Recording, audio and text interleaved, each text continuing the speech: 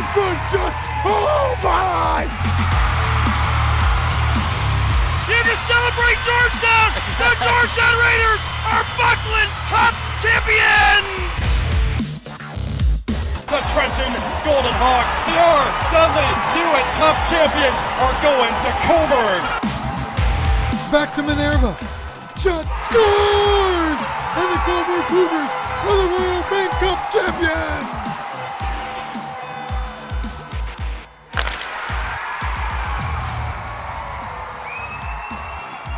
The battle for the Buckland begins. The playoffs got underway last week. All the first round highlights are coming right up. This is the OJ Today. Hey folks, I'm Alex Bastiavansky. Tons of playoff highlights on today's show, which we're gonna get to in just a moment. Also, Chris Vanstone is the OJHL's new Director of Hockey Operations, and he's gonna join me via Skype to talk about his role and some of the big events upcoming in the league. But first, OJ, game highlights. And, we talked a lot about the play of the Coburg Cougars down the stretch. Under new head coach Jerome Dupont, the Cats were like a whole new team, and they entered the postseason as a squad on the rise that nobody wanted to play. Well, Kingston was the unfortunate team that drew the Cougars in the first round, and they suffered the consequences. OJ Highlights now, brought to you by Cool Sports, official apparel provider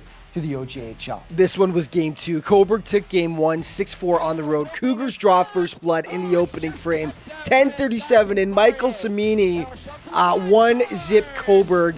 It was that way at the break. Kingston notches 2 in the second to take the lead, though. Colin Vanderherk with the howitzer from the top of the circle. He ties it up.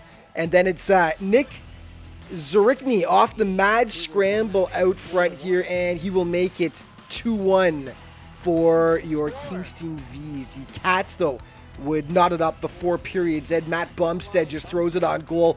Good things happen when you do. 2-2 after 40 minutes of play. Third frame, Brody McDougall breaks in, and he will, nice one, go top shelf past Andrew Ferrier to put the home fans into a frenzy.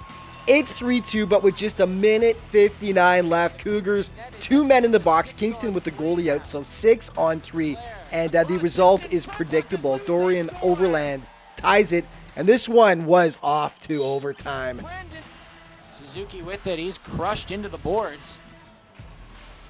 Ball will try to keep it in. Now Dobson does. They score!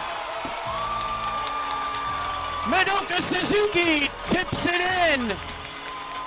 And the Cougars win game 2 in overtime. And what a finish. Georgetown hosting St. Mike's. Game 1, pick it up in the second after a scoreless first. Brendan D'Agostino, he breaks the ice midway through the frame. 1-0 G-Town. A minute later, though, Colton Trumbla gets all of that one. He pops the bottle and it's tied 1-1. 4 minutes later, scramble out front. Justin Paul knocks home the bouncing puck. Raiders back on top, 2-1. Back and forth they went the whole game, though. Jonah Alexander tip out front. 2-2 hockey game after 43rd period. Raiders once again jump out front. Josh Nixon knocking it past Cosimo Lazzarino. It's 3-2. Once again, though, the Buzzers answer. Great effort by Nick Zabana to get it to Ty Jackson. And this one needed overtime. Take it away, Alan Corkum. Here comes D'Agostino busting it. D'Agostino, he gets in to McJanet, but he can't get a stick on it, and it's shot back out. But Nixon intercepts, puts it on goal, tip it, goal! They score! D'Agostino with the tip, and the Raiders win! The Raiders win in overtime! And Georgetown takes game 1, 4-3. And the Raiders ended up taking that series 4 straight. Okay, Newmarket hosting Markham. Game 1, weird one here to start it. The puck floats up and over Fraser Kirk. 1-zip Royal. Second period, the Canes respond. Cole Howren just heads to the net, pokes it past Nate McDonald, and the home squad knots it up at 1 apiece. Fraser Kirk, though, would love to have this one back. The colossal rebound off the shot from, the other end of the ice, really. In it goes, and 2-1 hockey game after 40 minutes. Third frame, the Royals grab another 2-on-1 executed to perfection. Jack Jeffers to JT Markham stretching it to 3-1. But the Canes would have the final word. Midway through the period, power play, Claudio De Gasperis pulls them to within 1, and then the mad scramble around McDonald here, and it's Claudio again. The wraparound ties it up, and this one was going to OT. Take it away, Joe Montezano. Up top. Zarisha scored! He got through! Canes win! Canes win! Oh my, the Canes win! In double overtime! A huge win for the Canes. Okay, the Scotiabank Fan Favorite Award is back. Here is your top 10 as they stand right now. Jack Kabowski, Jackson Camp, Cal Walker, Jack Ricketts of Oakville, and Justin Paul of Georgetown are 5 of the top 10. The rest are Ryan Bazana, Max Ewert, and Tiger McDonald from Trenton. Jonah Capriotti and Mitch Mendonca of Wellington. You can head to ojhl.ca to cast your vote for your favorite player. And OJ Commitment's a few to tell you about. Declan Carlisle of the Dukes headed to Merrimack. Andrew McIntyre of the Blades, he will be a St. Lawrence Saint. And Jack Jeffers from the Royals will be a Alabama Huntsville Charger in 2018-19. Also, Austin Eastman and Jake Bricknell, the two standouts from the Tigers, will be UOIT Ridgebacks starting next year. And Zach Nazareth of the Buffalo Junior Sabres heading to Miami of Ohio in 1920. OJ Trivia, a bit of a throwback. Who led the league in points for the 2006-07 season? Head to the OJHL website if you don't know. First answer to R. Morocco at the ojhl.ca wins the prize pack.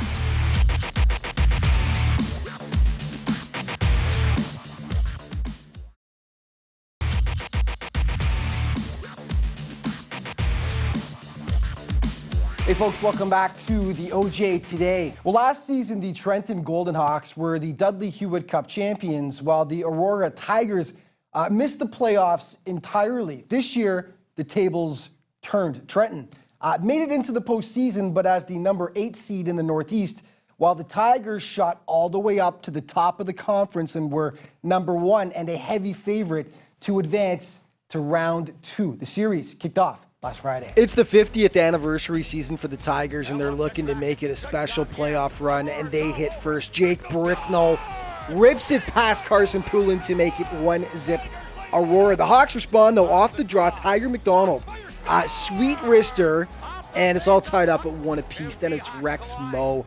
Denied on the first shot, gets it to go the second time around. 2-1 G-Hawks after 12-26. The Cats hit back, though. Marcelo Pericao from the point. He will slam it home and make it a 2-2 hockey game. Then one of the goals of the year, Rex Moe, spinorama, shelf to perfection. Awesome goal. Second frame, the Cats tie it again. Tyler Davis on the break. He will beat Poulin, and it's a 3-3 hockey game. Then Joe Mitzi with a sublime solo effort here. Roof Daddy. And it's 4-3 for the Tigers. So many offensive weapons on this team. You can't run and gun with these guys or you'll pay the price. Gonzalez to Romano. 5-3 Cats. Third period, the Hawks get one back. Matt Nastasiuk with the redirection out front. Deficit is cut to just 1. And then $1:30 later, Mac Lewis bulges the twine. What a game. All tied up at 5 apiece. But then it was Captain Jake Bricknell to the rescue. Heavy pressure. Dangles by Eastman. The Bricknell score! Third time. Eastman leaves it up for Bricknell. And top shelf again. The Tigers would add 2 more for the 8-5 win, and they take game 1. Okay, JRC's in Oakville for game 1 in that series. This is turning out to be a crazy one. First period, Andrew McIntyre just signed with St. Lawrence. He celebrates by getting the opener in the series. Late in the frame, though, Jason Pinio breaks in, and I'll tell you, there's some mustard on this shot. 1-1 after 20 minutes of play. Okay, second period. Mr. McBain, Jack, that is, alone at the side of the net. That's a bad move by the Blades, leaving him alone.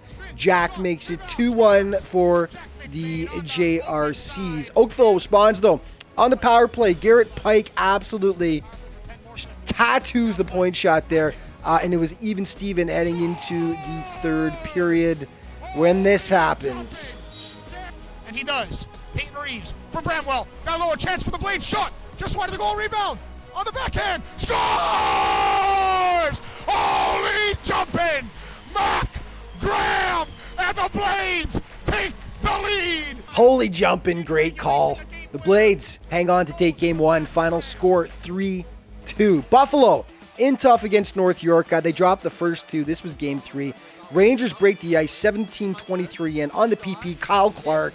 Good effort out front. North York leads 1-0 after 20. Second period. Watch the puck here. Off the glass. Ricochets back. Goes in off the keeper. And that's a member's bounce if I've ever seen one. Visitors aren't supposed to get those.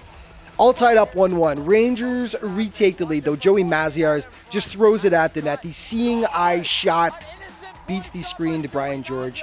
North York 2-1 lead into the dressing room. They add to it in the third. Noah Robinson, what a shot here as he finds some daylight past George on the short side too. 3-1 home squad. And then the final nail in the coffin as it's Kyle Clark to Vegas Golden Knights draft pick Nick Campoli. And he makes it 4-1 North York. And the Rangers ended up sweeping the Sabres in 4 straight games to advance. North York looking good. Okay, Pickering, Wellington, game one. Sorry for the fuzziness. Great camera work, but we couldn't get the feed in HD, unfortunately. Scoreless in the first, in the second. Mitch Martin right there, making it 1-0. And then Finn Evans. This guy's got the moves like Jagger. Dirty moves. Finn gives the Dukes a 2-0 advantage. Those Panthers, though, all year they never say die.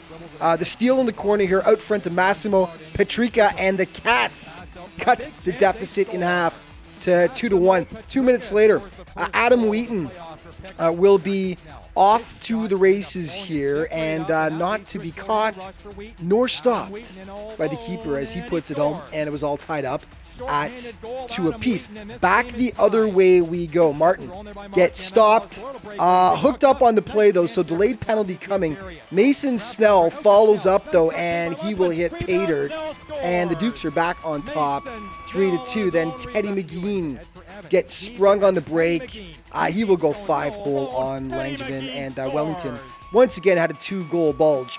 Third period of play, and once again, Pickering cuts into that lead. Jonah Capriotti. A little wipeout in the crease right there. Eventually, Brock Trail will slide it in, and the Cats had another life with 18 minutes yet to play. But Andrew Rinaldi just turns on the Jets here and goes for a skate. The Panthers give him way too much room to move. Bad combo. Great rush, though. The Dukes take game one, and right now, these two teams are in a heck of a series, tied 2-2. The Cool Players of the Month were announced, brought to you by Cool Sports, the official apparel provider to the OJHL. Jake Bricknell taking it again in the Northeast. Outstanding month, 19 points in just 10 games. Vincent Bonaiuto of Orangeville, Southwest Player of the Month. And Nathan Torkia of Georgetown, again, named the goaltender of the month. After a stellar performance. Alumni update, Stefano Durante, who led the Cougars to the RBC title last year, was named to the AHC All-Rookie team. And Luke Keenan, formerly of Whitby, now a Princeton Tiger, named ECAC Rookie of the Week. Congrats to both OJ alumni.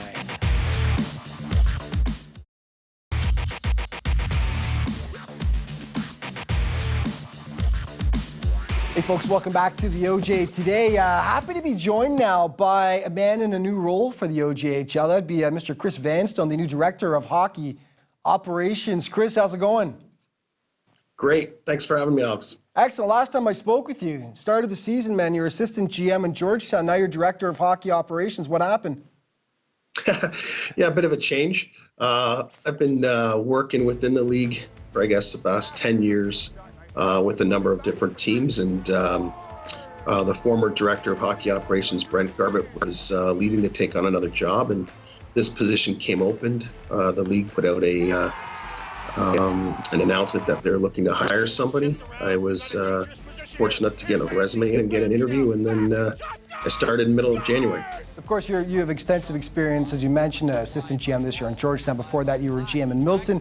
You were also with Markham. You were with Oakville as well, so you do know the league backwards and forwards. And as you mentioned about Brent, he did a great job in the league. He's now with the OUA as the director of sports, so congrats to him. He did a great job. But just going into the job title, actually, what exactly will the director of hockey operations do, aside from the obvious of what the name suggests? What are some of the other roles that are required for this? Well, I work with all 22 general managers, and I'm here to add support, whether we need to go over policy and rules and to make sure that we're up to date with what's going on through Hockey Canada, also through the OHF and the OHA. But more or less, I'm here to help them make sure that they are able to have whatever they need from the league office to put out the best team possibly they can. I'm the commissioner of the OJDL that we have in the summertime. And we have 14 teams in that this coming summer. So just anything that has to do with hockey within the league side of it, I'll be able to help the GMs out on that side. And we'll get to the OJDL in a second. The OJHL Combine, though, is coming up again this year in April in Oshawa, and this is something that's obviously become essential to the league. Talk about the Combine and why it has become so important. For sure. It's April 6th, 7th, and 8th. We have a goalie combine as well as a player combine going on in Oshawa. We find that we had 200, we're close to have 150, 200 players this year. It gives our general managers and our teams a first look at the kids that want to come and play in our league. All our teams will have representatives there for the whole weekend. And it's just a great exposure for these players that want to come in and play in the OJHL. Absolutely. And you did mention as well the Ontario Junior Development League, which will be returning at the end of the regular season and into the spring and even summer. What can you tell us about the OJDL for this year? First of all, the importance that's been playing in the league in the last couple of years. And also, do we know yet who's going to be partaking this year? We have 14 teams. Looks like we're going to have 8 in the East and 6 in the West, which is going to be the most we've had in any summer. What we have the OJHL Combine with all our GMs there, have been able to select kids from the Combine and put them on their development team. And I was just going over some numbers today with Rick Morocco, and he's told me that we had 95 players playing our OJDL teams last summer that are within the OJHL now. Wow. So obviously it's become an important talent feeder to the league over the last few years that you've had it.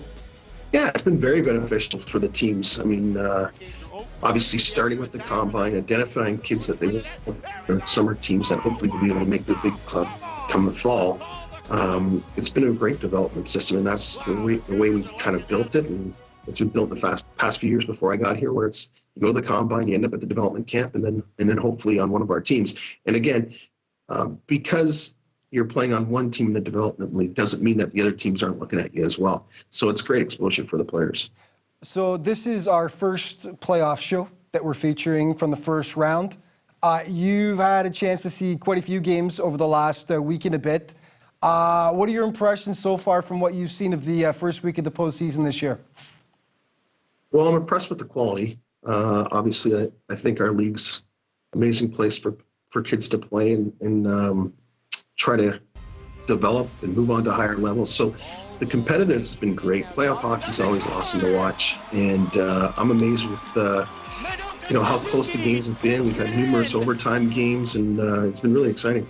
Definitely. I can't possibly get out of you who you think the final two standing are going to be for the Buckland Cup final, can I?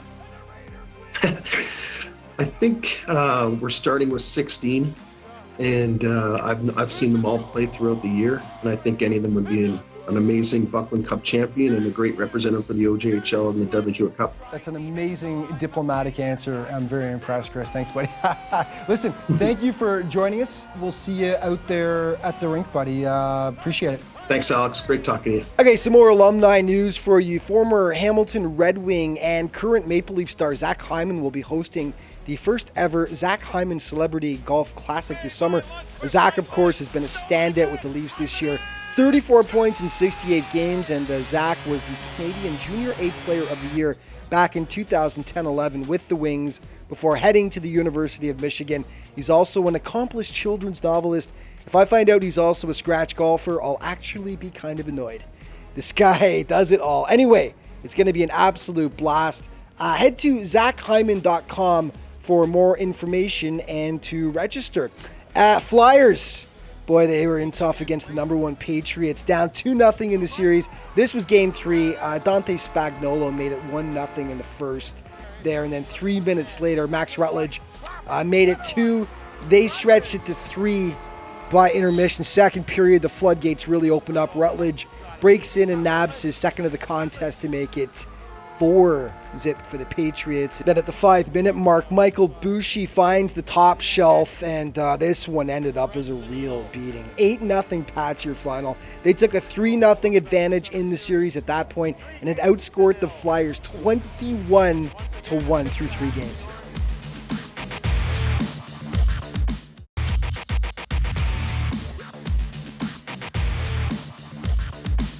Hey folks, welcome back to the OJ Today. Well, all season, the Newmarket Hurricanes were led offensively by the dynamic duo of Alex Iarrulo and Owen Ramsey. However, after sustaining the dreaded upper body injury just before the playoffs that caused him to miss the last week of the regular season, the Canes were concerned Iarrulo might be out for a while. Well, not the case. Alex missed the opening game against Markham, but made a triumphant return for Game 2. And they were happy to have Alex back in Game 2, but it's the Royals that strike first. Short-handed Jack Lyons will make it 1-0 for the blue and white. Right before the buzzer, though, don't blink, the Grecian assassin, Dimitri Mikrogiannikis, ties it up at 1 apiece. Second period, Newmarket hits twice. Cole Thiessen to Nicholas Cerrone, and it's 2-1 for the Hurricanes. Late in the frame on the PP, Jackson Savory with the tip, and it's 3-1 Canes after 40. Third period, they add some insurance, and it's their main man back from injury, Iarrulo, making it 4-1 Newmarket. They would add an empty netter to take a 2-0 series lead, though. The next day, though, different story, although the Canes did hit first. Adam Trotman, 7:56 in, makes it 1-0 for the Canes. Just a $1.30 later, though. Candata gets to it first, to the line, not out. That'll help, and now Brayden Om has got a chance here on a break. Right on goal, scores! A 1-1 after 1. Second period, Iarrulo going back to work once again. He knocks it past Nate McDonald to again give the Canes a leg up. This time, though, Markham didn't fold like a cheap suit. Nick Junta, what a nice play to Costa Licorezus. That tied it up at 2 apiece. 35 seconds later, it was Mr. Nick again, the backhander over the shoulder of Fraser Kirk. Royals take the lead, and they didn't give it up. Added one more, actually, to make it 4-2, and they get back in the series. They trail 2-1 as of this moment. The Cougars had a chance to sweep Kingston Tuesday night at home, pick it up in the second, tied at 2. Cougars on the PP. Jacob Ball puts it home, and Coburg goes up 3-2. All Kingston, though, after that. Cats turn it over. Andrew Suryuth goes a rift daddy past Elliot Girth. All tied up again. It's 3-3. Then 2 minutes later, Colin Vanderherk with some sweet, sweet moves here. Fakes out half the team, and boom. V's on top now by 4-3 count. Just 2 minutes after that, Rob Clerk, right place, right time, pokes it in. And K-Town adds some insurance. It's 5-3. They would add one more before the period was out. Clerk, again, his second of the game to make it 6-3. Coburg added one in the third, but the V's take it and still have a glimmer of hope. They trail 3-1 in the series after that win. Okay, Oakville hosting the Canadians in Game 3. Series tied 1-1 at this point. Pick it up in the third. JRC's leading 2-1. Jeremy Smith with the point shot, and he makes it 3-1 Canadians. Cue the comeback, though. Garrett Pike, gorgeous backdoor pass for Peyton Reeves, and that made it 3-2. Then another perfect feed. Matt Graham to Thomas Maya. Tie game, and Overtime looked like a distinct possibility until the 15:54 mark of the third, where it's Mr. McBain again, ripping it past Chris Elliott to give the Canadians the win. 2-1 in the series at that point. It's now tied 2-2 with Game 5 looming on Friday. Okay, one more. Trenton in Aurora for Game 3. Tigers leading 2-0 in the series. Scoreless in the first when Bradley Van Schubert comes up with the save of the week. Utter larceny on Max Ewart. Aurora does draw first blood. Brock Welsh does all the heavy lifting here. Around the net he goes, and he threads it to Evan Bedenti, and it's 1-0 Tigers after 11:07. They nearly make it 2. Jacob Katsopoulos with the steal. Nice work. Denied, though, by Will Roski in goal. Second period, this play was a turning point. Joseph Mitzi on the rush here. He will get it to Rizvan Mansurov, who will ultimately put it in. But the goal called back. Apparently there was a penalty behind the play, and that would haunt them because in the third frame, Mac Lewis will tie it up at the 8:29 mark, and this one ends up going to a second overtime, actually. Take it away, Mr. Kevin Dean. Tiger McDonald onto the near side wall. Look for the man out front, broken up. At the line, McDonald now. He's got Severi 2-on-1. McDonald to Severi scores! And Trenton wins it in overtime. At 16:07, a double overtime. And they're back in the series here.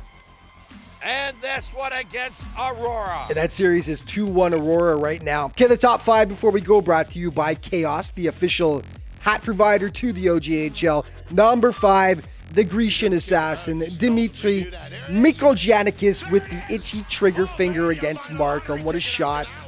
Number 4, Kingston's Colin van der Herk fakes out half the Coburg lineup before putting it home in a big V's win that kept them alive against the Cougars. Number 3, the Van Man, Bradley Van Schubert, the larceny on Trenton's Max Ewart. What a glove hand. Number 2, the Hawks, Rex Moe, the spinorama move, and then roofs it against the Tigers. Gorgeous. And number 1, Wellington's Finn Evans goes through 4 Pickering players on his way to the beautiful goal here. No question about it. That one takes the cake. It is our Chaos play of the week. And we're all out of time, folks. Got to run. But just remember to keep up to date with the OJHL playoffs, all your new stats and scores. You can always head to ojhl.ca. And, of course, you've got all your social media options to check out there as well. Thanks for tuning in, folks. We'll see you next week.